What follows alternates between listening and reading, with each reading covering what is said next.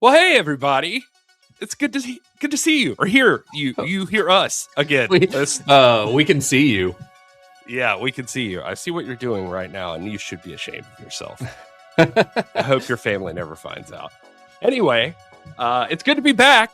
We're back officially. If you've been following us on the Fourth Wall and everywhere, you've still heard from us and in our Discord and things like that. But it's been a minute since we've had a regular series going on Cinema Shock. Well, that changes today.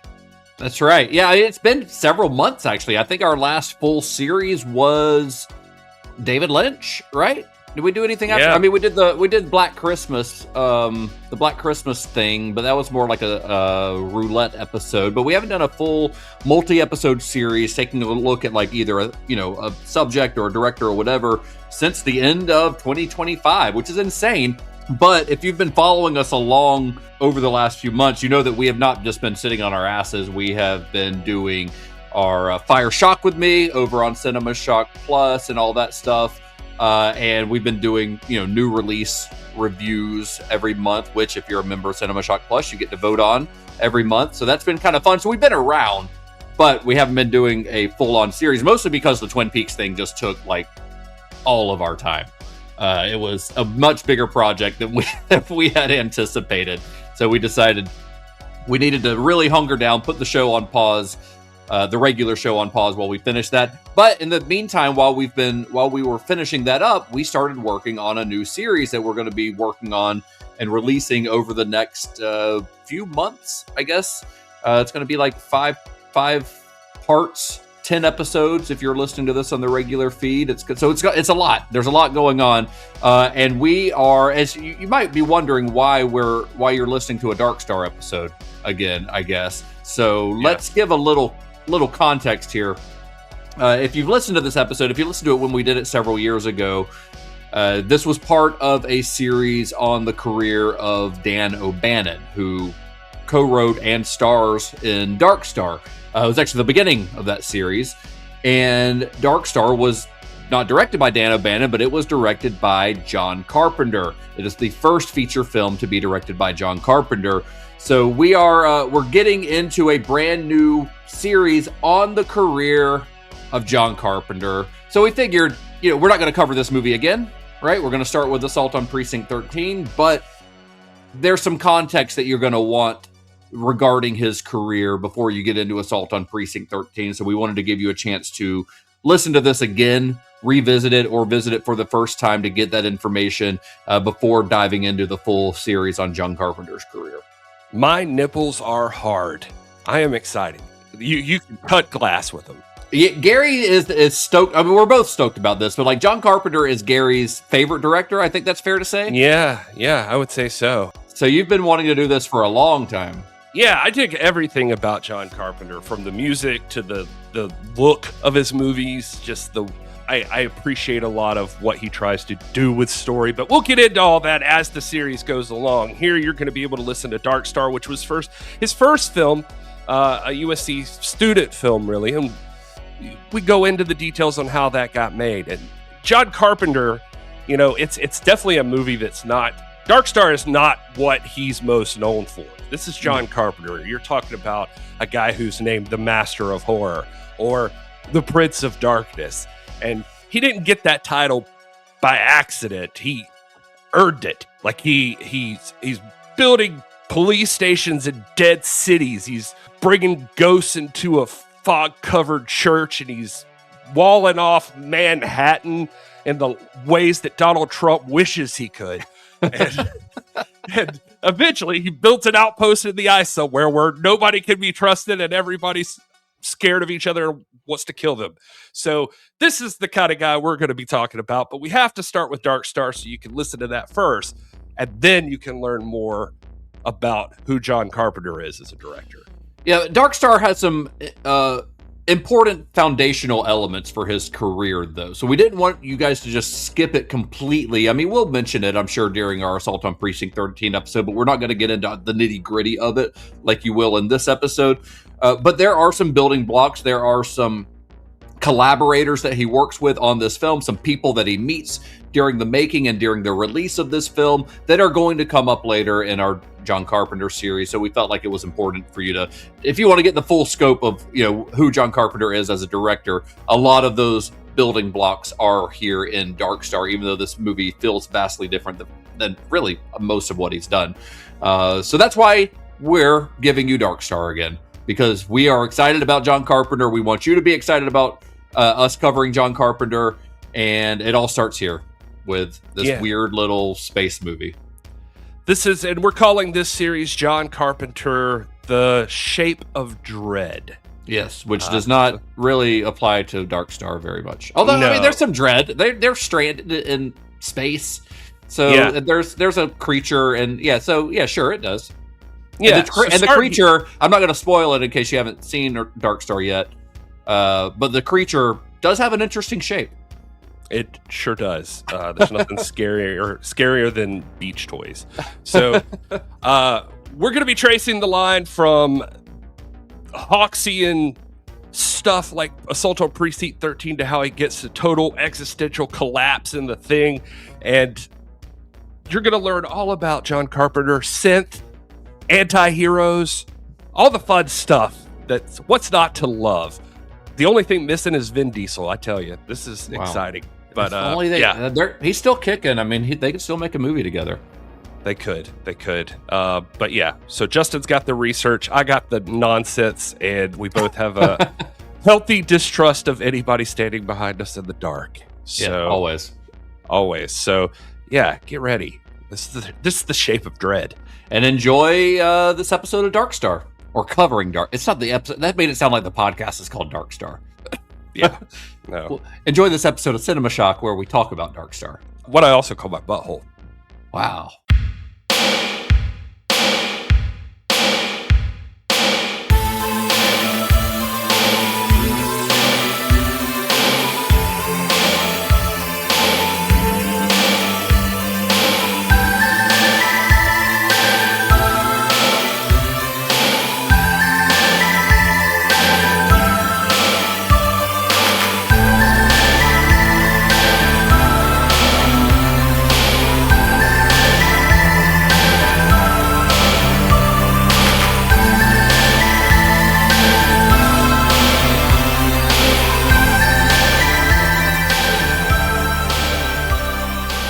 Well, hello, and welcome to Cinema Shock, the podcast exploring the stories behind your favorite cult and genre films.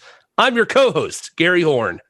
Hey, I'm co-host Justin Bishop, and we're joined today by writer-comedian Mr. Todd A. Davis. Hey, everybody. Welcome back, Todd. It's been so long.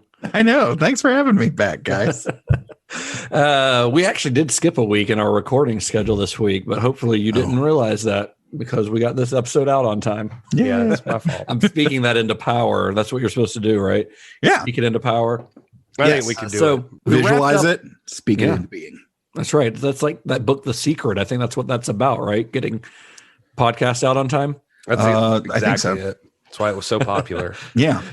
So last week we wrapped up the first part of our Tobe Hooper series. We're going to revisit Tobe Hooper in a few weeks, but as we mentioned last week, we're going to take a little bit of a detour to discuss a man by the name of Dan O'Bannon.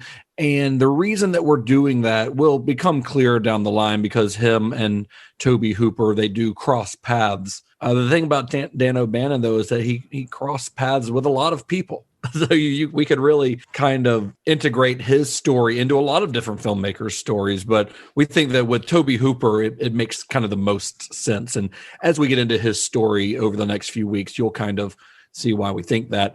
Well, we've seen that. We've seen a lot of crossovers already with like George Romero and Tom. Yeah, that's the great thing about telling the story of these, these filmmakers, is that you do see a lot of interaction and crossover. You kind of, the further we go into it, you start to see kind of the branches of the family tree, of genre filmmaking. A lot of times it's completely unplanned. Like we just start researching and realize, oh, this person already worked with George Romero, or, it's really kind of cool. But this time with Dan O'Bannon, we did it kind of deliberately, because I've always been a big fan of his story. And I've always thought that like it would be a fun one to tell, because of his connections. Now, if you don't know the name Dan O'Bannon, I wouldn't necessarily blame you. He's not like a household name. He's not as well known as someone like George Romero or Toby Hooper or Tom Savini or any of the other people that we've talked about. If you do know who he is, or that name does ring a bell, you probably know him as the writer of Ridley Scott's Alien or as the director of Return of the Living Dead. And those are probably his biggest contributions to the world of genre cinema, but he's been involved with more legendary franchises and filmmakers than you probably realize. This is a guy who he has worked in genres of science fiction, horror, action, animation. He's worked with the likes of John Carpenter, Ridley Scott, George Lucas, Paul Verhoeven. There's a very good chance that even though you may not know it, that O'Bannon is at least partially responsible for one of your favorite movies. But the guy, he never really gets the credit. That's the thing with Dan O'Bannon. He's, like I said, he's not a household name because he's never really been put on the pedestal that some of these other quote unquote masters of horror have, and maybe it's because he didn't stick to one genre, maybe he's not like a horror movie guy necessarily, not like a horror movie filmmaker, like someone like John Carpenter or Toby Hooper might have been pigeonholed as. And just like we did, in our series on Toby Hooper, we called that one The Tragedy of Toby Hooper. We could very easily call this The Tragedy of Dan O'Bannon because, like Hooper, he was never really given the respect in Hollywood that he might have deserved, despite the fact that he helped to create films and usher in careers that have made literally billions of dollars. Well, he seems like the guy behind the guy. He seems like one of those type of yeah, I mean, he does. He is the guy behind the guy, but he also deserves to be seen as a little bit more than that, I think. So why did his career, never really take off the way that maybe it should have? That's something we're going to be discussing over the next few weeks. But first, we have to go back to the beginning with the film that he helped to create while he was still a student at the University of Southern California, which is 1974's Dark Star. It is the future. Mankind has conquered the stars. He moves out to the endless interstellar reaches of the universe. An advanced exploration corps, a new breed of pioneer, must seek out unstable planets and destroy them. You are on the mission of the 21st century planet smashers, Dark Star. 20 years in space, 1 million light years from Earth. Their job is to clear a path for the colonization of space. Back home in Malibu. I used to surf a lot, Talby. I used to be a great surfer. Travel in an infinite universe with mind-melting excitement from beyond the stars. Commander Powell. Commander Powell, this is Doolittle. Can you hear me? Man, what happened, man? Hey. Confirm. Power drive signal attack, man. Roger, retracted. Block all defensive system. Dark Star. They are not lost in space. They're loose. So Dan O'Bannon was born in St. Louis, Missouri in 1946. It didn't take long for him to become a lifelong fan of genre films. A viewing of Howard Hawks' The Thing at age 5 was all that it took. It terrified him as a 5-year-old. And he was hooked. He was a genre fan. He was a sci-fi fan. He was a horror fan for the rest of his life after that viewing, much like John Carpenter. Is that version of The Thing, as shocking as John Carpenter's? I mean, for the time? Maybe for the time. Yeah. As a modern viewer, it's a lot more goofy. Yeah. It's a lot more goofy. Right. I think it's still a very good movie. I think it's really The Thing from Another World is the full name of it. I think it's a very good movie, but it's less. I mean, John Carpenter's is apocalyptic, and it is not. The alien's not really. It's not a shapeshifter in that one. Oh, it's okay. more of a giant vegetable. Oh, okay. I mean, literally, it's a humanoid, but it's vegetable based. We'll probably get into a good long discussion on the Howard Hawks thing down the line when we discuss John Carpenter's. I think that would make a pretty good discussion. Nice. But throughout his childhood, Dan O'Bannon, reading sci-fi stories and watching fantasy films became a regular pastime for him. But he didn't immediately know that he wanted to be a filmmaker. He played around with, an 8mm camera in high school, making these little short films and stuff, but it never seemed to really occur to him that this was like an actual career that he could explore. But when he went to college, this kind of continued. He didn't really know what he wanted to do, but this idea of filmmaking was always kind of in the back of his mind. He bounced around to 4 different colleges during that time. He changed his major constantly. First, he went to art school in Washington, at Washington University, which is there in St. Louis, where he grew up. And while going to Washington University, he was doing stand-up comedy routines. He did makeup for theater productions there on campus. He provided illustrations for the student newspaper. He did everything. Like, even early on in his career, O'Bannon was kind of a jack of all trades. Nice. And while attending Washington University, his roommate there was a guy by the name of Michael Schamberg, who would go on to be a very powerful movie producer. He produced movies like A Fish Called Wanda, Reality Bites, Pulp Fiction, Aaron Brockovich. He's actually part of Jersey Films with Danny DeVito, who's produced quite a lot of Tarantino's work. Oh, nice. So he would later transfer to Florissant Valley Junior College in Ferguson, Missouri. And it was there that he made kind of his first quote unquote real short film, as opposed to the stuff he was just making like as a kid. He directed a short science fiction satire called The Attack of the 50-Foot Chicken. I tried to find it online. I could only find clips of it. I was about to say I could only ever find clips. I really wanted to find it. Now, I will say, so for some gumption for the guy, he apparently petitioned the school to buy him the camera that he used to shoot this thing. So, not the chicken, but the actual film itself. But and I say that because the only clip I could really find of it was a guy that it was like 5 minutes of a army dude lining up a shot to shoot a giant chicken. I mean, it wasn't, the chicken was not near anything to like give it size. You just had to guess that it was a giant chicken. You had chicken, to pretend that it was 50 feet tall. Right. Suspend your disbelief. Right. Yeah.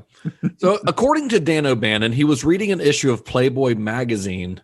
And he says that he's like, I'd already, worked my way through I'd already enjoyed the centerfolds in Playboy and several times. So I was looking for things to read. So he was actually reading Playboy for the articles. A likely story. It was, well, he admits that he wasn't initially reading it for the articles, but he's like, I got all the enjoyment I could out of the centerfolds and stuff. So then I just started reading it.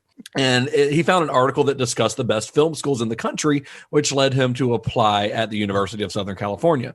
And it's funny because despite his involvement in the arts, working in theater and illustration and all this stuff, he was actually pursuing a psychology degree at the time that he applied to USC's film school, because he like had a revelation. He's like suddenly thought, he's like, wait a minute, I don't want to be a psychologist. So after doing some soul searching, he decided he would go on to try to be a filmmaker, this thing that he'd always enjoyed, but never really saw as a career. He's like, what the hell, let's go for it. So he got accepted to USC, and he described that experience as lonely and frustrating. Ooh. But it was there at USC that he met his future collaborator, a man by the name of John Carpenter. Now, listen, I've got to say this up front because y'all know me and y'all know I want to talk about John Carpenter, but I'm going to try to restrain myself a little bit here because I love him so much. And JC is Bay. That said, I'll just say this. He's not coming from a dissimilar background. This is a story more about Dan O'Bannon, but small town in Kentucky, that sort of thing. His buddy Tommy Lee Wallace, who we'll talk about, I'm sure, because he works on this film, is who got him over to USC. They'd known each other since they were kids. Wallace and him became friends, and they're like really good friends in their teens. Hear Tommy Lee Wallace talk about him. John Carpenter was basically a prodigy. He was constantly writing music, writing little novels, making films. It was a mission for him to just create artistically. And to hear Wallace describe it, by the time he was looking at college, he already just knew so much about making movies. He just didn't know how to finish it. Like how to, as the great philosopher Larry the Cable Guy would say, he didn't know how to get her done. So like he knew how to work everything. He just didn't know what to do from there. And Wallace started telling him about like maybe you should go to school for it. I just saw some stories with Tommy Lee Wallace saying that he basically just handed him the college blue book, which is like lists all of the institutes of higher learning. And Carpenter immediately found UCLA and USC and decided he had to get to one of those. And he finally landed on USC because maybe it just, I don't know, had the better rep for what he was trying to achieve. So yeah. So, and I know Gary is probably dying to like talk a lot about John Carpenter's background, but like he said, this is a series on Dan O'Bannon. And while we will be discussing John Carpenter pretty extensively on this episode, you know us, and you know we're going to do a John Carpenter series down the line. So there will be plenty of time to talk about John Carpenter and his childhood and his upbringing and his career. So if you're wondering why we don't get further into that during this, I mean, that's why, basically. Yeah. All in good time. I was trying to set myself up, dear listeners. I was trying to let you all know too that I was not going to ramble about John Carpenter at some point during this episode about how great I is and his life story. I was just getting him to the same place as Dan O'Bannon. Hey, yeah. So it's important to keep in mind that in the late 1960s, film school wasn't really a thing. We hear about it now and people going to film school, and that wasn't really a thing back then. Prior to this, most of the filmmaking that USC's quote unquote film school was teaching was to train cameramen for the military. It wasn't like filmmaking techniques and things like that. And all that changed when a new group of filmmakers, guys like George Lucas, Steven Spielberg, Francis Ford Coppola, Brian De Palma, collectively known as the movie brats, because they were kind of the first generation to come out of true film school. They began to go to school to learn technique to make dramatic films, not just, shooting war footage. It's funny to me because somehow, because of the BS we've all had to endure through the Star Wars prequels, that when I was reading stuff about this, I mean, the two names you'd see over and over again were for legends for film students were George Lucas and Francis Ford Coppola. And George Lucas was, I think, because he was out of USC, he was their legend guy, and UCLA, I think, was Coppola. So that was like their legend guy. So when you were looking to be a film student, you were like, do you want to go to the Lucas school or the Coppola school? Well, the thing with Lucas, and we will probably touch on this more in depth down the line when we discuss him. We discussed it a little bit on our old show when we did the original Star Wars trilogy, but he wanted to be an experimental filmmaker. He considered himself an art filmmaker. And if you see his early stuff, one of which we're about to discuss, you can kind of see that. I think Lucas kind of got swallowed by the monster that Star Wars became and ended up like a billionaire, but not necessarily creatively doing what he wanted to do. Well, because I always thought his baby was THX, like the company. Like I always saw him as more of like his thing that he was really was the tech side. He became very interested in the tech side. Yes. I don't know that was originally his intention, but he was always kind of fascinated by that. Anyway, that's something we'll have to discuss on a George Lucas series down the line. Yeah. But speaking of George Lucas, when John Carpenter first arrived at USC, he saw a short film called Electronic Labyrinth THX 11384EB, which is directed by George Lucas. It's something that he just rolls off the tongue. Yeah. It was something that George Lucas had made while he was a student there, and Lucas was soon developing his short into a feature-length movie with the thankfully shortened title of simply THX 1138. But Carpenter saw that and he's like, this is how we do it. This is how I can get a movie made. Here's the thing with him. He's already thinking about how this could be transitioned into something bigger for him. But also not just a student film. Yeah. And also around this time, the school's learning a little bit about the business side of things. And I've got some stuff on that for in just a little bit, but I harp on this every episode. And Todd, you kind of mentioned it, just how much I love this crossover that we see all of the time. So this may be oversimplifying just a bit, but kids, today you have already learned how, if it had not been for George Lucas, Michael Myers and zombies that crave brains may never have existed. It's very true. Yeah. Very true. So another film that caught Carpenter's attention while he was there as a student was one called Bloodbath, another little short film made by a fellow student. This film, which features a sort of, I haven't seen it. I've not seen Bloodbath. I'll admit that. I believe it's on YouTube. I read a lot about it. So the description that I read describes it as sort of a melancholy. It's got this main character who's this sort of melancholy misanthrope going about his daily life. And then there's this like stream of consciousness narration over it. Like it sounds very bizarre, but sounds very much like an angsty student made that. Yeah. But and the narration in the film, though not the performance, was done by the film's director, which was Dan O'Bannon. Oh. So they showed this. The audience enjoyed the film at first. Like it felt like a setup to a dark joke. That's how people who saw it described it.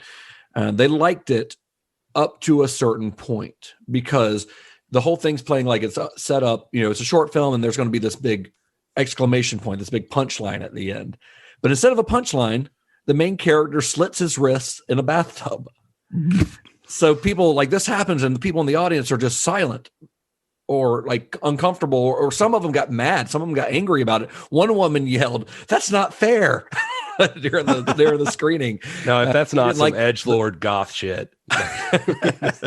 But John Carpenter loved it. So after the screening, he actually approached O'Bannon to let him know that, hey, I loved your short film. And O'Bannon was flattered. And they kind of got talking, and he explained to Carpenter that the idea for this movie began with the idea that blood splattered on white tile could be a beautiful thing, a beautiful image. So you got to remember, O'Bannon started his college career as an art student. And as a former art student, for O'Bannon, horror first started with an image, like a single image in his mind, and then all the possibilities of that image. But side note for everyone listening, not a good way to introduce yourself to most people. Luckily, John Carpenter buys right in. But this, by the way, is fucking Dan O'Bannon. He's a character. They all are. But this guy's a little out there, and it's not even just that he's trying to impress you with his artsy or downer view on the world. He's also, from everything I can read about him, is testing you to see if he even wants to associate with you. Jack Harris, who's a producer we'll talk about later, we haven't got to him yet, but he even tells a story about the first time he met Dan O'Bannon, that Dan O'Bannon hands him a Polaroid, and he looks at it and he can't quite make out the image. And he says, "What is this?" And Dan O'Bannon's like, "It's an extraterrestrial."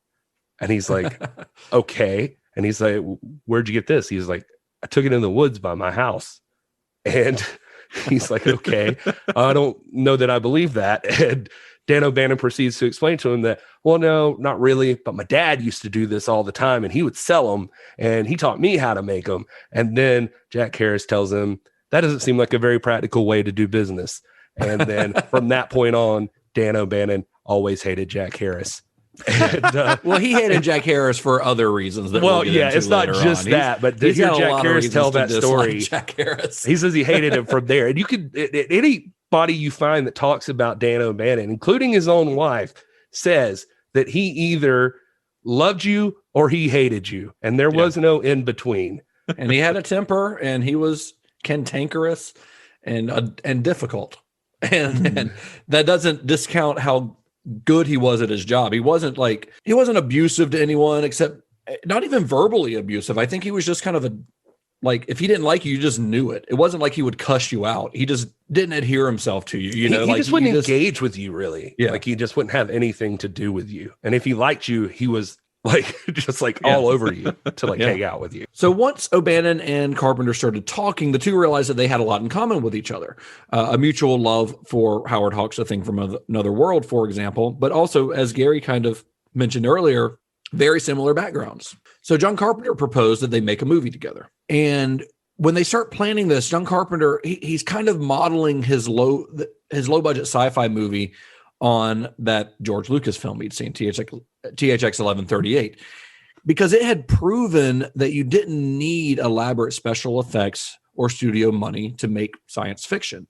And the two, John Carpenter and O'Bannon, despite their kind of similar upbringings, they made a pretty odd couple personality-wise, because O'Bannon was very wound up and intense, and sometimes, like I said, hard to handle. So Terrence Winkless, who was a fellow student that O'Bannon had worked on another short film and who works on this, said that when he first met O'Bannon, he walked into O'Bannon's room and he found a gun sitting on a stack of porn. That was his introduction to him. This is a guy, that's just not something you see in 1960s, Southern California. What, he'll be a red-blooded American? Listen, you haven't lived till you're spanking it to Playboy with a loaded weapon in your mouth. Oh, I mean, that's the only way to spank it to Playboy is with a loaded weapon in it's the only way I can get off anymore.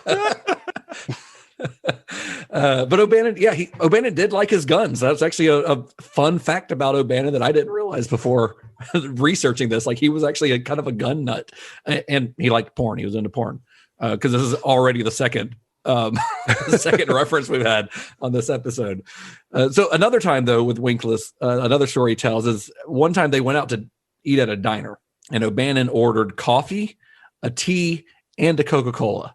And when the waitress thought he was joking, because there's like nobody's going to consume that much caffeine, he's got to be joking. So she didn't bring it all to him, and he like flew into a rage. And this is like Winkless. Winkless is telling the story. He's like, yeah, O'Bannon could kind of fly off the handle. You're like, he had a temper. But he's just a very odd guy and very like tightly wound. Whereas Carpenter was kind of aloof and easygoing and quiet and gentle and like very just kind of chill. You know, I mean, Carpenter nowadays has sort of a reputation of being this cranky old man.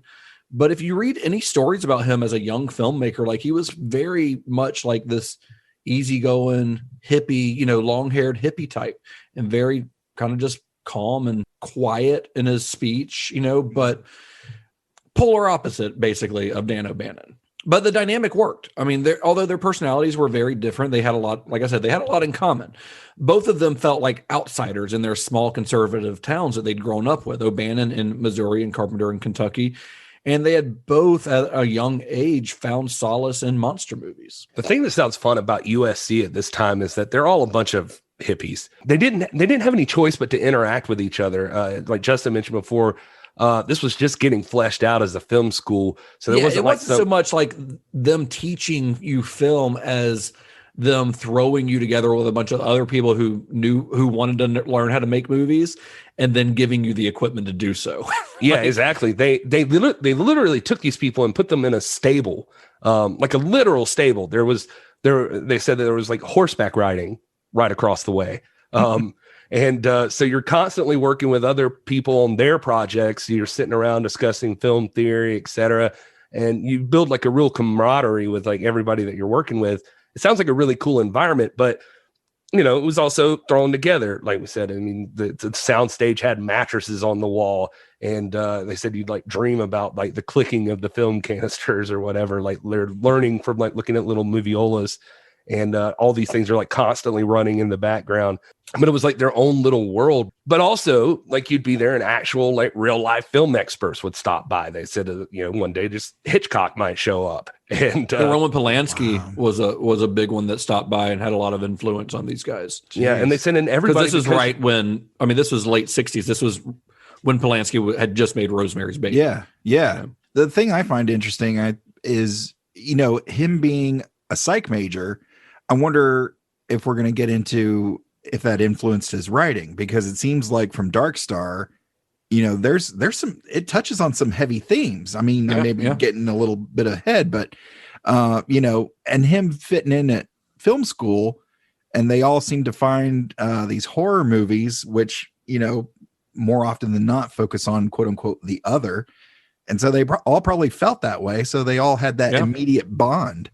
I think everybody had like those different interests, and like I think O'Bannon even was like interested in like Lovecraft and stuff early on, and he'll work on that stuff later. Carpenter too, and Carpenter obviously. So the cool part I was thinking about with the film school thing is that one thing you can count on with these guys though is because they're all helping each other with each other's projects. You learn every single aspect of filmmaking. By the time you leave there, you know your shit because you've done that job at some point. But back to the Carpenter and O'Bannon relationship, and it was interesting to be sure. Like Justin mentioned, Carpenter being more reserved. He was opinionated, but he was really laid back. And O'Bannon was, I was like running through my notes, and I was like, O'Bannon was well known for being loud. And you know what? Here's the thing. I'm just going to write down every word I've heard so far to describe him in interviews I've watched. So here they are. Unusual, angry a lot, hard to miss, extremely intense as a person, had a cosmic outlook on life, grim, dismissive, big voice, big personality. If he liked you, he would really engage. Very funny, loose cannon. John was gentle, Dan on edge. that was like the description of Grim dismissal. Yeah, grim dismissive was grim dismissive. I think that's going to be my stage name in my new goth band, my goth industrial. Grim dismissive, right? And I think what attracted Carpenter too was from some stuff I was reading that Dark Star was going to be his grad project, and he initially approached Dan about acting in it. Like, he loved the personality, and that was his first idea. It, of course, naturally evolved because O'Bannon is just like this highly creative person that had started offering ideas, and they became more and more collaborative. Always at night, by the way. Always at night. O'Bannon only works at nighttime because you can't tell how much time is passing. Oh, daylight, like, you could tell, but at night you have no idea what time it is. Interesting. I don't know that was his thing. So Dark Star did begin its life as a student film. It's supposed to be a 45-minute student film to be shot on 16 millimeter with a budget of about $1,000 that was going to be supplied by the school. And it was going to be, like Gary said, it was supposed to be their senior project. And the original concept was Carpenter's. He described it as truck drivers in space, which is something we'll hear probably more next week on the movie we're talking about. And then O'Bannon, quote, fleshed out many of the original ideas, and he contributed a lot of the script's like funnier moments, like the comedy in it. A lot of that is O'Bannon's. And on the final film, the two of them share a screenwriting credit. They pitched it kind of like an anti-2001. Oh, for sure, yeah. Yeah, both guys even the poster plays on that. It says like a spaced out Odyssey or something. Yeah, right.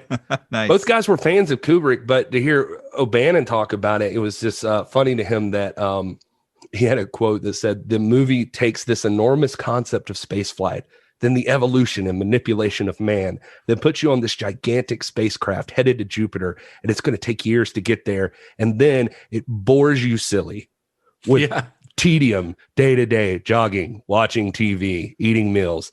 I love that. Yeah. But they were affected by that. Like JC talked about, O'Bannon talks a lot about strange love when he talks about this movie. And Carpenter talks a lot about Waiting for Godot. They just love that like absurdist humor and just that sort of thing. That's what they were going for here. And I'm sure we'll talk about it, but they were definitely going for a comedy feel. And I don't think that everybody got that. No, they definitely did not. So they began developing the film in about 1970, filming on a soundstage at USC. But the film's journey would be a pretty strange one. And 4 years later, now on a soundstage in Hollywood, the film would be completed with a final budget of about $60,000, mostly raised from friends and family. It was kind of a stop and start process. They would make like 10 minutes worth of footage, show that to some potential investors, make another 10 minutes, repeat the process over and over and over until they actually were able to finish the movie. And this was very much like a student production, at least at first. They would shoot in closets instead of sound stages, using styrofoam for spacesuits and ice trays for the control panels. I think there's a muffin tin on the front of the space suit at one point. There definitely is. Yeah, and I his spotted that. That was O'Bannon, and his wife says that when he had never seen a muffin tin before. Yeah, when he talks about it later, that he's just like, I wouldn't do that again, but I had never seen a muffin tin before, and it looked exotic to me. So it was filmed, like Gary said, almost entirely at night, but that wasn't necessarily because of O'Bannon only wanting to work at night. It was because most of the cast and crew had day jobs. Also, they were still students. Ooh. And while Carpenter receives, and I think deserves, the credit as the film's director, O'Bannon should really share credit as one of the true creators of this film. In front of and behind the camera, he was integral to the production. He worked not only as the film's writer, but its editor, production designer, and special effects supervisor. Like he had more jobs on this than Carpenter did. Wow. Carpenter had three. Carpenter had three. Before we get into it too much more, I do want to give a few notes on some of the other guys who worked behind the scenes on this film, because remember, everyone working on this was a student at the time. While they didn't have any real experience before this film, a lot of people who were involved in this behind the scenes in various, crew member roles went on to have long, successful careers in filmmaking. So this is kind of, we talked about the family tree of like these genre movies like this. You start looking at some of the people who were going to USC at the time and who happened to work on this, and they've worked on some monumental stuff. So Ron Cobb was a designer. He was responsible for the design of the Dark Star spaceship itself. Cobb was a fellow student there at USC, and he would go on to be a production designer or work in the art department on films like Conan the Barbarian, James Cameron's Aliens, Raiders of the Lost Ark, The Abyss, Avatar. Like he does a lot of James Cameron movies. While O'Bannon loved kind of making sketches of spaceship designs and aliens, it was Cobb who brought a sense of reality to the film's design. He was an illustrator for the Los Angeles Free Press, a political cartoonist, and an avid fan of Isaac Asimov. And as a fan of Isaac Asimov, he believed that science fiction needed to be based on real science in order to remain relevant. So he really tried to create a lot of the design of the spaceship in this as one that would be, functional for the most part. Very, very Star Trek approach to sci-fi. For sure. And you can find like discussions with him on like some of the designs on like what he did. Like, I mean, they took him, like, I think O'Bannon took him to, they had a house of pancakes near the school they talked about, and he immediately the International House of Shit is what they called it. Yeah, exactly. And he starts sketching out stuff, and just all the practical things and missed opportunities he thought he had seen in like sci-fi movies that they should or could have done. And so like in this one, I remember some of the stuff he was saying was just like the way space flight's portrayed, the slim shape of the ship, like to be more efficient, the crew quarters in the back, to be away from like potential shock waves and that kind of stuff, like as it's flying. And anyway, just he put a lot not of necessarily thought. stuff the audience is going to think about, but a different approach than what had been done with sci-fi so far. And you also have to remember, this is before Star Wars and before Alien. So prior to this, space travel in films and television on stuff like Star Trek or 2001 tended to be a very sanitized, very clean looking, and paid very little effort to show what real space travel might look like. But Cobb and O'Bannon were determined to make the inside of their spacecraft seem practical. It was function over form, essentially. It was what would actually work versus what looked good on a screen. It feels very lived in. It does. And that whole lived in approach. I mean, Star Wars and Alien get all the credit for that because they popularized it more than this, but this movie did it, this is 3 years before Star Wars. So after designing the Dark Star, the ship, Cobb would hand the design off to a guy named Craig Jean, who was a special effects artist who specialized in building miniatures. And he would actually go on to work on everything from Close Encounters of the Third Kind to multiple Star Trek movies and TV shows. Like, he was the main miniatures guy on a lot of Star Trek. Then Tommy Lee Wallace, who Gary mentioned earlier, he was a childhood friend of Carpenter's.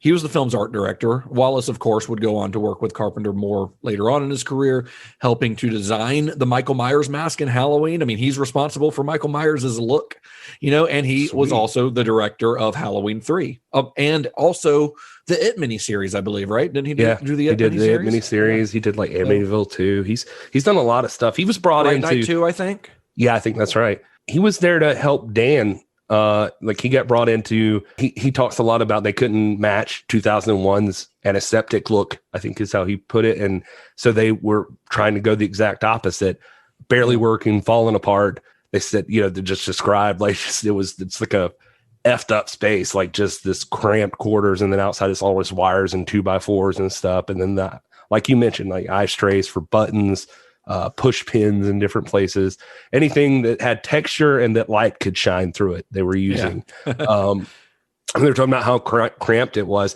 Like that opening scene where it shows the scene where they're like all cramped in that control control area, and the camera like moves through them. They were talking about it's just like a little wind up camera on a plank, and they just have it like pulling it back, and everybody's like up with their arms in the air, sucking in as much as they can so it can move through them. And then as soon as it passes them, they have to act like they're working. It's quick. A great shot, honestly. That was the shot that, like, because it's so early on in the film, I was like, shit, man, Carpenter like knew what he was doing from a visual standpoint, like immediately. Because that is like not a shot that you see in like a little student film shot on 16 millimeter. It's crazy, man. They talked about like the dome on top of the ship, where the guy's sitting up there, and R2D2. But that dome is like just this. It was like a little mini dome sprayed with some kind of dulling agent, and they said that it's actually like 2 feet in front of the camera, and then there's like a long hallway where the chair is, and the guy's laying on the floor. And so like he like slowly gets up off the floor, but it looks so like clever. Just the way it's all set up, like he's inside the dome. You would never know that by looking at it. Yeah, I know. It's just insane to me. I don't just people thinking way outside the box. I mean, when you're that's what I love when we talk about these like lower budget genre movies, especially genre movies, because it's easier to do a lower budget like drama, like character based, where it's mostly dialogue, whatnot. Obviously, you've still got all the expense of the actual film and sets and stuff, but I love talking about these like low budget genre movies where people just have to get creative, like in order to really, they're portraying space travel. Right. And they had $1,000. I mean, then they had $6,000 and eventually they had $60,000. We'll get into how that happened, but still that's peanuts. That's no money. And they're able to recreate space travel. Yeah. I mean, the budget shows at times, but there are some things that they're doing like what Gary just described. That's like, that is very clever, just really clever to be able to figure that out. Yeah, man. I mean, you're talking about, these space suits are like thrown together. I think they were like a fire jacket and ski gloves or something. They're just like toy duct taped astronaut helmet. Yeah, a toy astronaut helmet. And I even remember like hearing I forget the actor's name right off the top of my head, but in the helmet, Brian he can't Norell? breathe. Yeah, I think it's Brian Norell. He's talking about he can't breathe inside side of it. And O'Bannon's actually the one who helps him out finally. They run a tube up like through the suit and into the helmet. So he's like having to breathe through the tube that's poking out the back of the suit or whatever. Until they say action. Until they say action, then he could spit out the tube. Well, and not only was he couldn't breathe, but it was fogging up the inside of the thing. Right. With his breath, So the film cinematographer was a guy named Douglas Knapp. He would work with Carpenter on his next film, Assault on Precinct 13. And he also served as the cinematographer on most episodes of Star Trek Voyager and Enterprise. Ooh. I just like throwing in Star Trek references for Todd. Yay! Every time I see them now, I make sure to note them down. It's a lot. There's a lot. Like the last several episodes, there's been some sort of Star Trek connection. It's no kind of wrestlers crazy in this one. honestly. I don't know what the hell's going on. And then Nick Castle, another friend of Carpenter's, was a camera assistant on the film and also played the uncredited role of the alien in the film. We'll get to the alien in a minute, guys. And Castle, of course, would go on to play a pretty important role in another Carpenter film, where you couldn't see his face. Nick Castle was the original Michael Myers, aka The Shape, in John Carpenter's Halloween. I thought I read. He'd also go on to be a director himself. His most well-known film was probably The Last Starfighter, which is one of my favorite movies ever.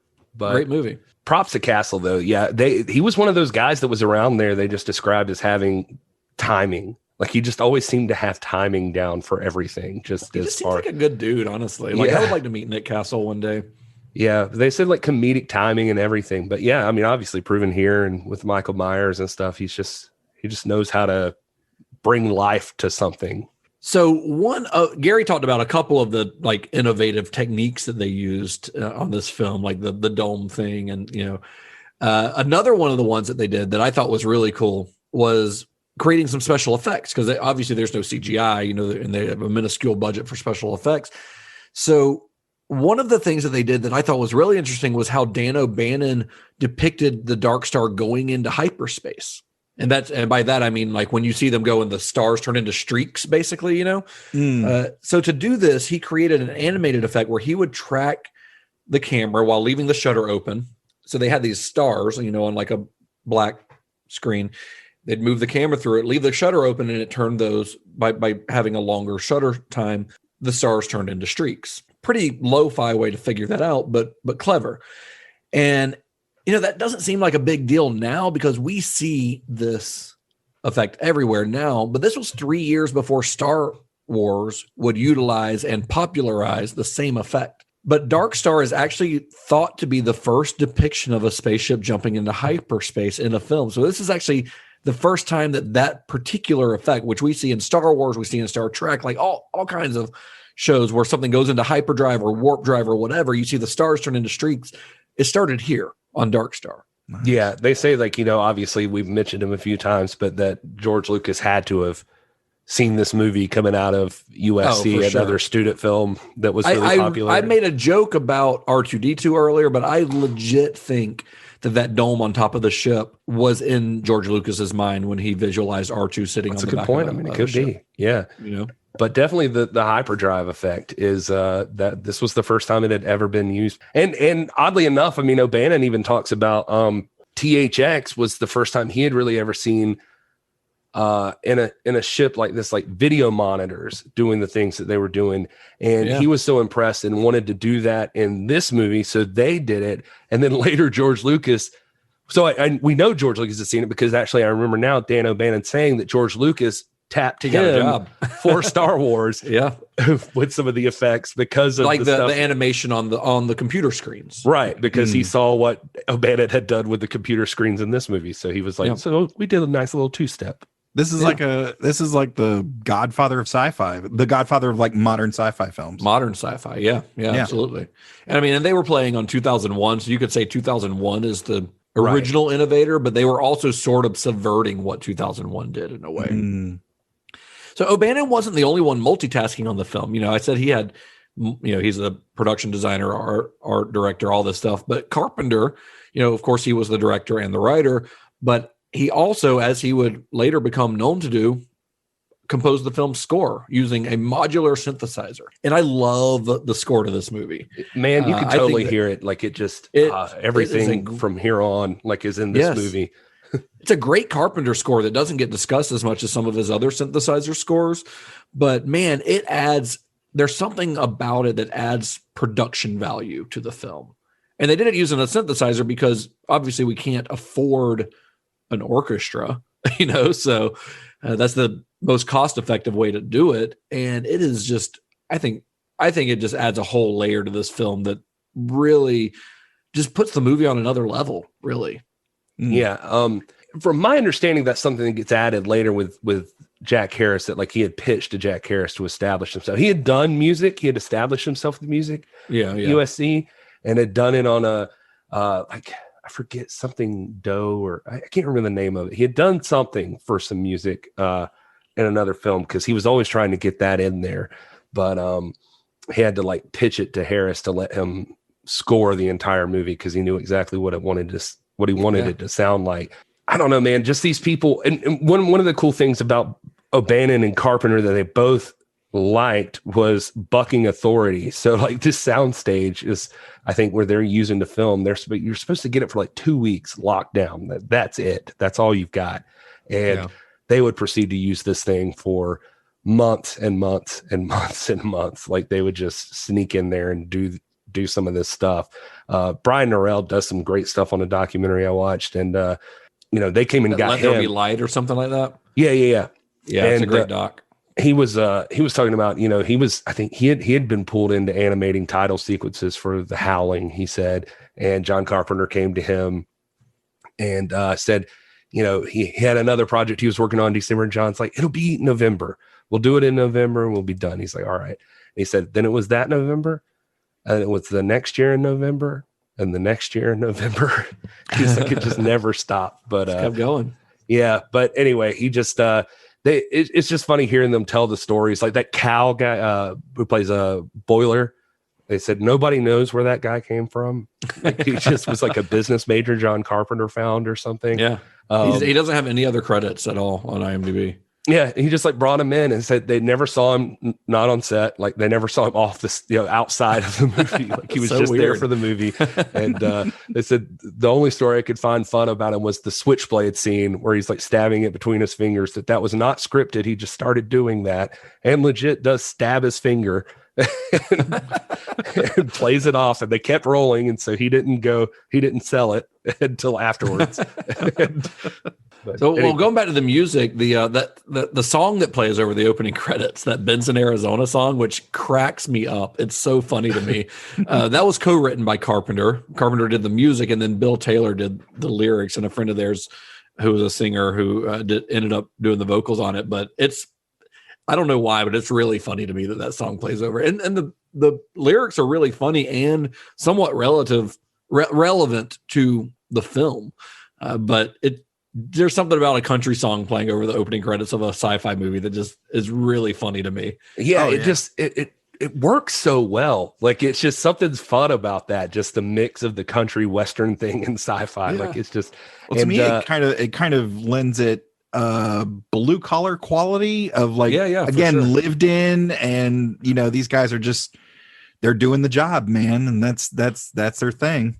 Well, somebody, I feel like I read somewhere that they had considered like a classical song or something else. Maybe it was even O'Bannon on this part too, but it had pitched the country song because of the truck drivers and the space aspect of it. Right. They'd be listening to country. And side note, Bill Taylor tells the story that Benson is just a place that he was visiting his girlfriend, and he broke down in Benson, Arizona, and on Christmas Day, and two guys helped him out and got his car fixed and got it back on the road.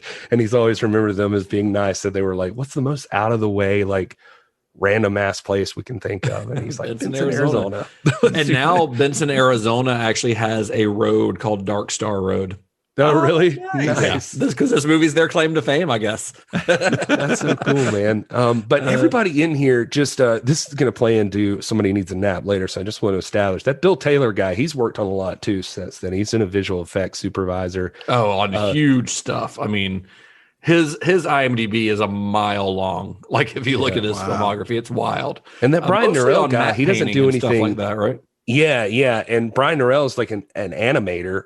He's worked on like Sesame Street for forever, and like worked with George Lucas on Twice Upon a Time. He's done his own shorts and stuff and won awards. And he teaches cartooning at the Charles Schulz Museum. So, wow. Just looking that up. But that's pretty cool. Yeah. So all these guys are like really talented people that go on to do things, you know, even if they're not lots like of things, straight up actors or something. And not everyone, I mean, most of them are not like a name that everyone would recognize, but that's the case on a lot of guys who work behind the scenes on movies. Like, people know who Steven Spielberg is, people know who Christopher Nolan is, people know who Quentin Tarantino is, but they don't know all these other, you know, who did the special effects, who did the art direction, who did the music, even a lot of times, you know. It's, I mean, just because they're not getting all the glory doesn't mean that they don't deserve some sort of recognition. Yeah, they're great, man. Those art map paint. I mean, the spaceship flying, that's what blew me away when I was first watching this. Was just like, this is early on. They're doing a pretty good job with these spaceships. I mean, it's cheesy, but it's still like, if you had me do it, like you set me down or like film the space scene, I'd be like, I don't fucking know how to do that.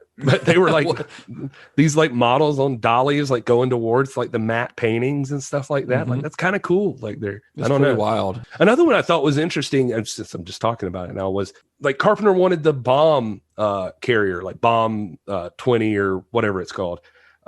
He wanted it to have something for when they were communicating with it, that it looked like it was talking back, you know, not just it was just sitting there. But yeah, it lights up. That's O'Bannon's voice, by the way.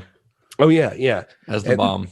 So it flashes lights, but it doesn't really have flashing lights on it. You know, it's just like they built the right like silver plating or whatever, and then they like clicked a light towards it and it reflected the light. And I just thought they put reflective tape on it. That's what it was. Yeah. Yeah. They put reflective tape on it in the places where they wanted the lights. And then, they would like click a light while they were filming to make it quote unquote light up, but it's not, it's really just reflecting the light that they are shining at. It's just one of those dinky things that I think nobody would think about. And he's just like, well, obviously that thing's lighting up, but it's like, well, how much harder is it to make a thing that lights up?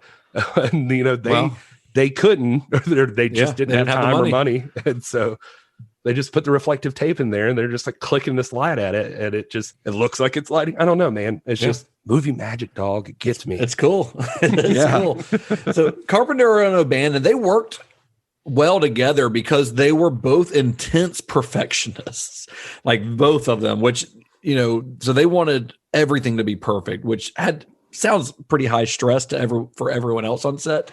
But they were proud of the film that they completed by the end of the shoot. They knew it wasn't like 2001, but they were pretty sure that this is a movie that can help kickstart our careers. And like we said, it was originally conceived and created as a school project, but they knew that they had something kind of special. They started trying to sell the film, but no one was buying. And this was like in the days of The Exorcist and the early films of Scorsese and Coppola, you know. Space movies seemed old-fashioned at the time. This is before Star Wars kind of brought them back. I mean, you'd had 2001, but that was a decade earlier, almost. Studios just didn't want to touch a space movie. It just didn't seem like something that would sell. Well, I think this is important for where this whole story is going here, real quick, if I can, is that one thing to know about John Carpenter here that I think is going to influence his motivation so you can get a better understanding of him, is that he was, during this time also at USC, he became a member of a crew, and they were working on the movie The Resurrection of Bronco Billy. And it was a Western movie. It was a short film.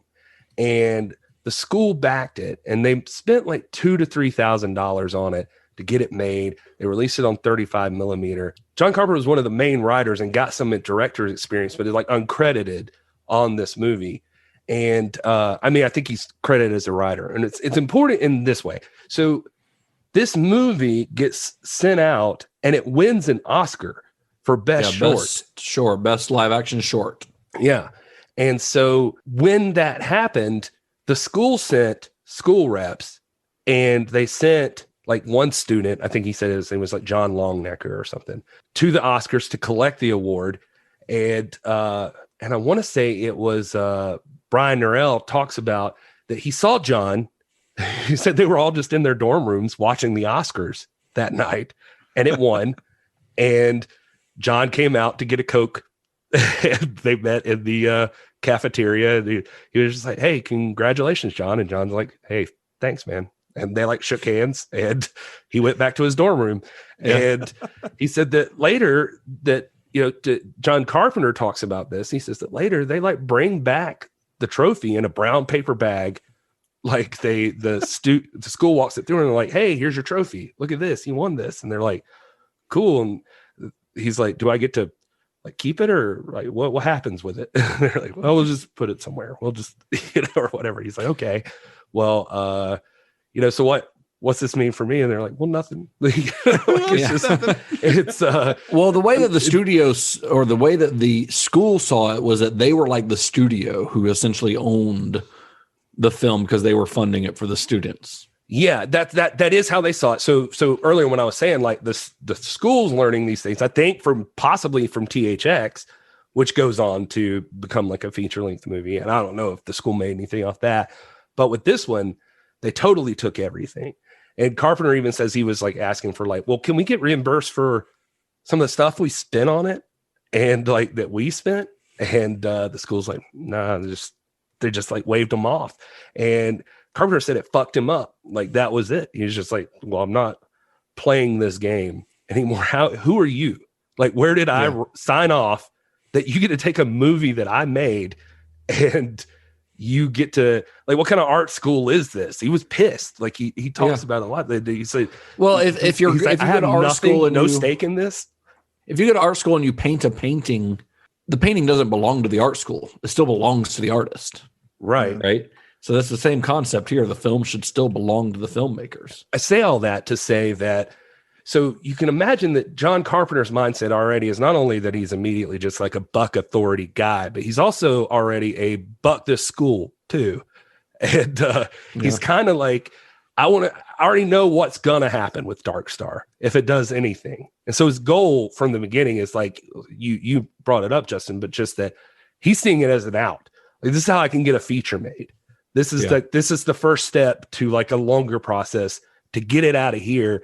And you can already see too, maybe the process for him becoming a cranky old bastard someday is that he's already at this point, he's just like, also nobody's taking my shit away from me ever again. So that's kind of his mentality, I think, during this time. Yeah. So they're shopping the film around. Like I said, nobody's touching it. And then one day, director John Landis, showed a version of the film to a producer by the name of Jack Harris. Now, we mentioned Jack Harris briefly earlier, but Harris was a guy who had begun his career as a vaudeville promoter before kind of working his way up to being a B-movie producer. And his big success in the 50s was the original version of The Blob. That was a pretty big hit. But his specialty, especially by this point, was picking up student films for kind of next to nothing and then releasing them theatrically and making a little bit of money off of it. And he had produced John Landis's first film, a movie called Schlock in 1970. And they thought that, maybe we could do this again with Dark Star. But when he first saw Dark Star, he wasn't that impressed with it. He thought it had slow spots. He thought the quote unquote philosophical or philosophy student dialogue was kind of boring to him, but he did see something in it that he could exploit. Yeah, he was kind of a guy like you kind of described him pretty well. And by the way, they were worried this whole time that the school was going to sue them if they found out that they were shopping this thing around. So back to that other story. But eventually I think what happened there is the school started to look at it like, well, if it does make it, if nothing else, it's good advertisement for us. If John Carpenter, Yeah, well, once it started getting known as it would get, they just kind of saw it as like, it's not worth it for us to sue, because then we're also going to be seen as the bad guys.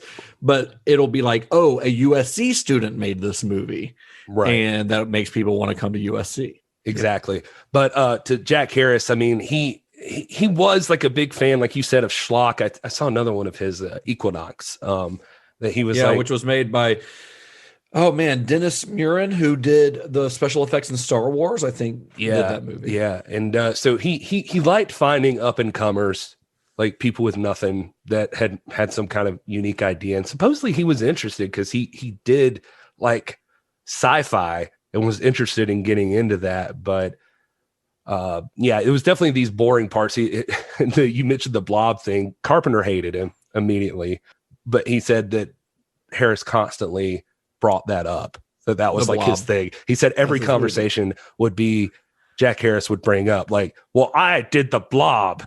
Well, on the blob, we did this. Right. And when they met with Harris, he immediately started telling them how to change the film. He's like, I hate the first scene. He thought it's too long and boring. The way that he describes it is like, it's in the living quarters of the kids, and it's just like silent, and they're like sleeping. And then the way he says it, the way he describes it, says, for 7 minutes, you hear snoring and farting. Get rid of that, which they did, which is probably honestly a good idea. Harris said, wants to see this. Yeah, Harris said he hated the title. We told him he hated the title. Somehow, I guess they kept that. But he said that it was like when they brought it to him, he had to get he had 90 minutes they had worked on, like they had been adding to it or whatever. They had gotten it up to 90 minutes or something. By when Carpenter pitched it to him, he's like, can I see a screener? So he's like, okay. So he takes him to see a screening, and he said that scene, and he's like in the sleeping room, and he's like, it's a still cam, and the astronauts are just sleeping. And it's just, he's like, but you had this like 90-minute movie, and 30 minutes was probably straight garbage. And you should cut out. And he said, he waited like through that 7 minutes. He said he kept turning around to John Carpenter being like, is something else going to happen? And he's like, yeah, just stick with it. Just stick with it. And he says, it's like, nobody's going to want to see this. Yeah. And he's like, John, you can't start this out or the audience is going to go to sleep too with these guys. He says, John, we've got to make a solid hour 25 out of this thing. And he said, Carpenter's like, I know. That's why the guys snore for so long. And he said, like, no, John, you can't do it that way. It's like when you write a paper in school and everything is very, very, very important. Right. Yeah. So Jack Harris also wanted more sex appeal in the film. When this meeting, he's like, well, how about we add some women in bikinis on a beach? I'm like, what beach are you talking about, Jack Harris? You know, the space beach. The space beach. Maybe he's talking about those women on the walls, like the pinups or whatever. Yeah. So during this meeting, like Carpenter's sitting there, he's being quiet. I'm sure he's internally dying inside, but he's being fairly quiet, as Carpenter was wont to do. O'Bannon's just stewing, because every time he would try to speak up to defend the parts of the film that Harris didn't like, Harris would just like cut him off and not let him talk. So he does not like Jack Harris from the beginning. But finally, Harris said, okay, here's my deal. He's like, I will give you the money to finish the film in exchange for 75% of the profits, but only if you make the changes that I want. Carpenter and O'Bannon, they took the money. They wanted to get their movie made. Here's what O'Bannon would later say about this. It says, quote, this was a real turning point for both of us, I believe. I disliked Harris and wanted to get away. If this was the way the game is played, I wanted no part of it. But John concluded that he had to learn how to play. And that's something we'll learn about John Carpenter as we discuss him more, is that John Carpenter knew how to play the politics when he needed to, Yeah. I mean, he definitely, from this point on, is like the guy who's like, I know what I got to do to make this thing work in my favor. So I'm going to, like you said, play the game. He was able to get the gang back together with this money that they got. And I mean, for him, it worked out. They found Producer Studio, which is where they shot like the rest of this, which is the same place that Eaten Alive was shot. Yeah. A good point. Yeah. I didn't even think about that, but yeah, where Eaten Alive is shot. It's where he'll go back to for, like, I think it's sold on Precinct 13 and The Fog. He'll use that same studio. So, like, I mean, there's stuff working out for John O. Carpenter here, but John O. Carpenter. He says that John Carpenter had one thing I saw. He said that there's a scene, and I could not find it, and he didn't say exactly where it is, but he said there's a scene, if you watch close enough, and he can pick it out on this movie, where it's like at the end of the scene and you can see Dan O'Bannon saying, "Fuck Harris." He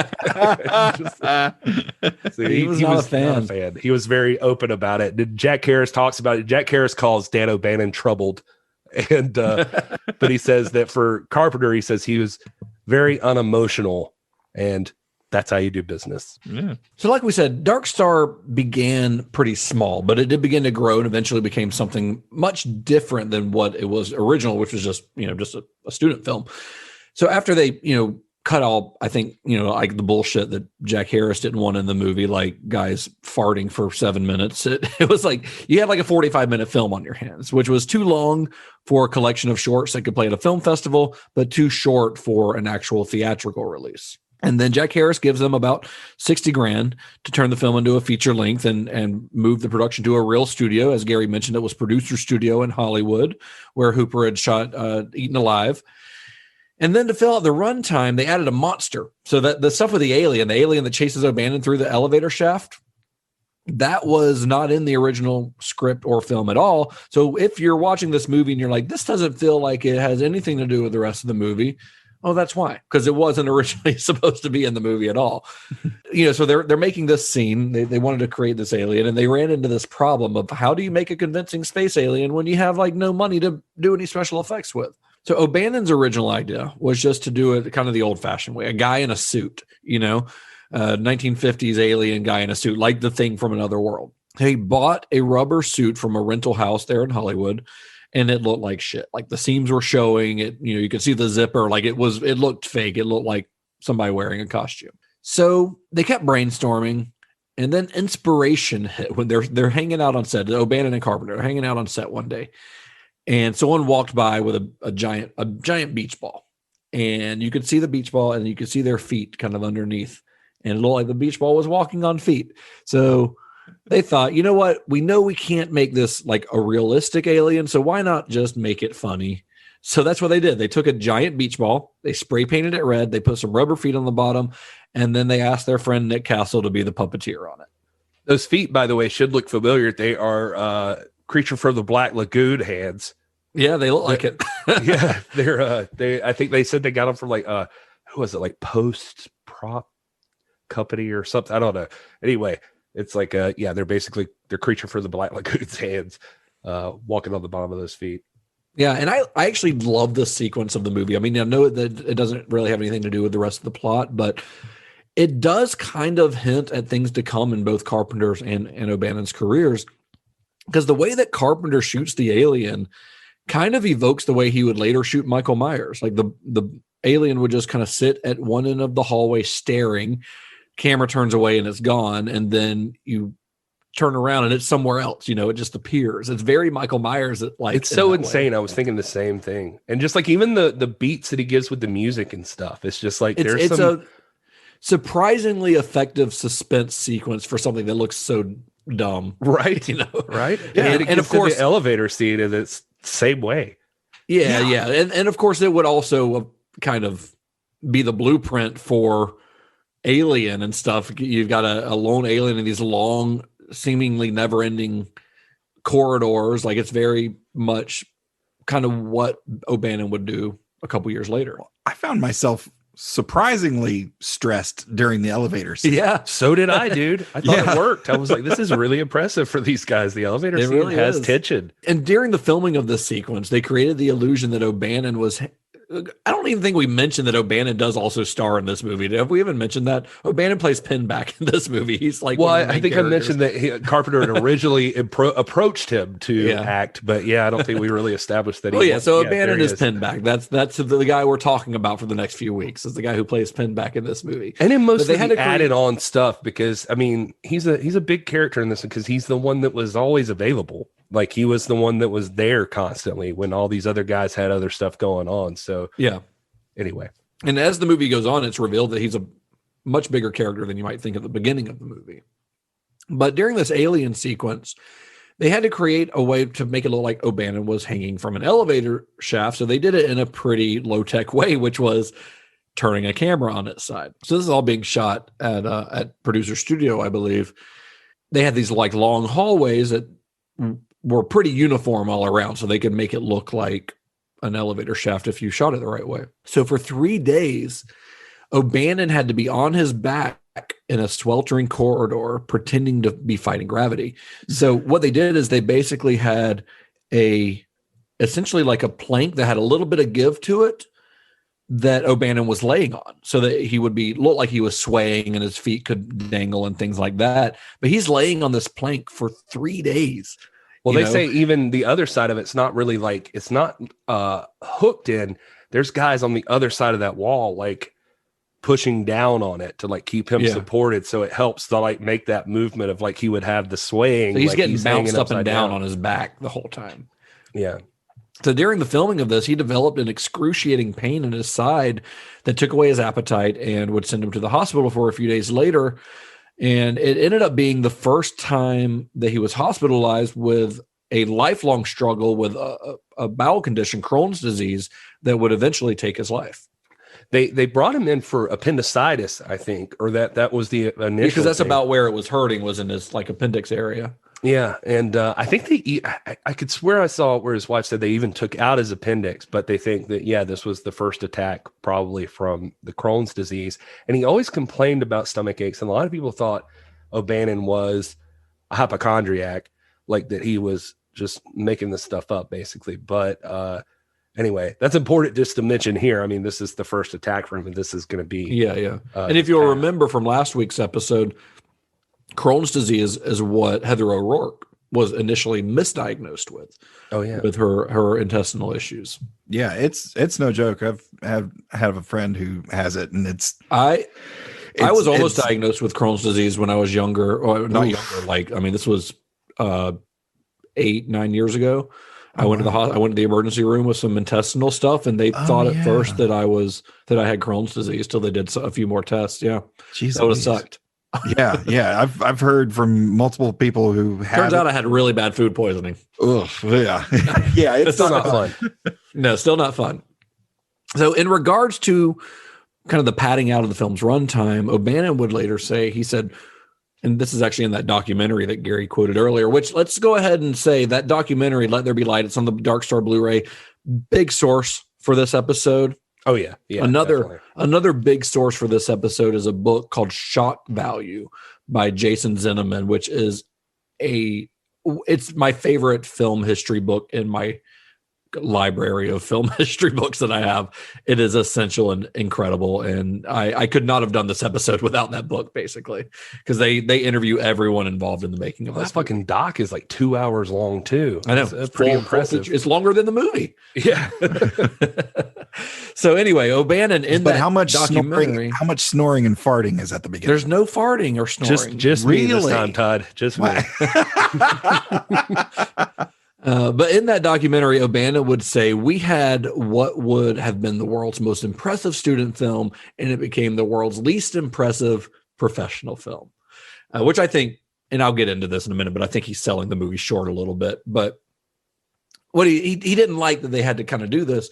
And Jack Harris, he bought the film, but he didn't keep it for that long because he was in the middle of a nasty divorce. He was having some financial trouble, had to sell the film. So he sells it to Bryanston Distributing. Now, if you're a longtime listener of the show, if you've been listening to this show for the last couple months, if you're listening, Bryanston, we love you. Bryanston Distributing was the same mob-run company that distributed the Texas Chainsaw Massacre the same year. Okay. Yeah, so this is just a few months. I mean, this movie gets released a few months after. Sounds like a Texas lot of Chainsaw. speculation, Justin. We don't know anything, and so we would never blatantly say anything. Allegedly. Allegedly. It's alleged. Yeah, from what I hear. Yeah. So anybody from Bryanston listening, you do great work, and we appreciate it. Yeah, well, they bungled the release of this film. Just sounds like somebody's getting new shoes. They sent it to over 40 theaters in Los Angeles, but they didn't really promote it. They had good promotional material because they worked with basically the promotional material that Jack Harris had created, the posters and stuff, but they didn't really like send it out there properly. Like it was in the newspaper, but audiences didn't really know that the movie existed. There was a trailer, but it wasn't accessible to people. It wasn't in front of movies that people were seeing. Yeah, there was this whole part of it too where they tried to get in front of this group called FilmX, and they did, and it was like the right kind of film students, the people that would appreciate film students. So FilmX was like a film festival. The Los festival. Angeles Film Festival was originally called FilmX. That's it. Yeah, but it got pretty good, feedback there, so they were feeling good about it. And then it goes to Harris. Well, Harris, what ends up happening for him is he ends up in a marital issue, and so he's divorcing his wife of 30 years, and he is it's apparently a pretty rough one, and so he doesn't have time, so he gets Bryanston to work on some of this stuff, and they agree to use all of this stuff. So he's like, oh, this is cool, like it's like I'm doing this, but I don't have to do all the work. But then he finds out that all this stuff starts coming out that they were attached to the mafia, and then Harris has to cut ties because he's like, this is the last thing I need. Yeah, I don't need this coming up for my divorce trial. That I'm working with the mafia. So on opening night, after Bryanston sends it out, Carpenter and O'Bannon, they decide they're excited. They're going to go into a movie theater to see how the audience was reacting. This is their first movie. This is awesome. We're really excited. We want to see how people are loving it. And so they go to this theater. They pick a movie theater there in Los Angeles. They asked the ticket taker if they could they're like, hey, can we just pop in and see the audience? And the ticket taker says, what audience? So they go into the theater. There's there's like half a dozen people or something in there. There's like nobody in there. And they just sat in like depressing silence. Like nobody was laughing at the jokes in the film.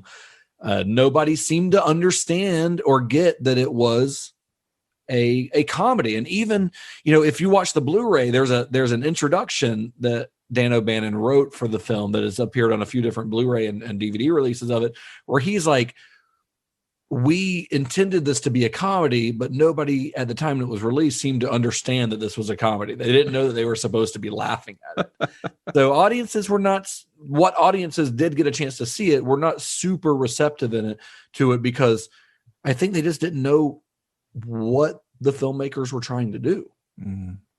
So that brings me, Gary, to our favorite segment on the show, one where we want to see what other audience members or other viewers of the film might think. And I'm wondering if modern viewers have caught on that this is supposed to be a comedy, what people think about it, and if they see it as a visionary sci-fi film or it's just a dud. Well, Justin, as you know, internet reviewers are, if anything, they're the most patient and supportive reviewers out there. So many people watch Dark Star and they got the complete context of the film.